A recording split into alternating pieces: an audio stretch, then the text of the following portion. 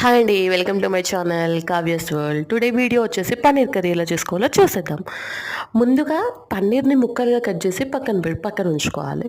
ఆ తర్వాత ఒక మిక్సీ జార్ తీసుకొని అందులో చిన్నగా కట్ చేసి పెట్టుకున్న టమాటో, మిర్చి, ముందుగా నానబెట్టుకున్న కొన్ని క్యాషూస్ వేసి పేస్ట్లా చేసుకొని పక్కన ఉంచుకోవాలి. ఆ తర్వాత ఒక ప్యాన్ కొంచెం హీట్ అయ్యాక బటర్ వేసి అందులో పన్నీర్ ముక్కలు వేసి బాగా రోస్ట్ చేయాలి.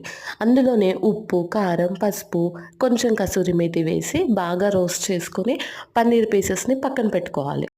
పెట్టుకున్నాక అదే ప్యాన్లో ఆయిల్ ఆర్ బటర్, ఘీ ఏదైనా వేయొచ్చు. ఈ మూడింటిలో వేసి హోల్ గరం మసాలా సీడ్స్ని వేసేసేయాలి. అందులో బిర్యానీ ఆకు, ఇలాచి, లవంగ అవన్నీ వేసి కాస్త దాంట్లోనే సన్నగా కట్ చేసి పెట్టుకున్న ఉల్లిపాయలు వేసి వేగనివ్వాలి.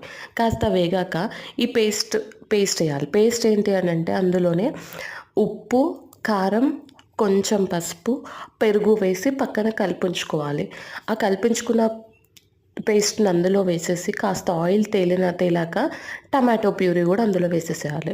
రెండు వేసి బాగా కలిపాక కాసేపు మూత పెట్టి ఉంచాలి. ఒక చిన్న ఫ్లేమ్ పైన ఉంచాలి. ఉంచాక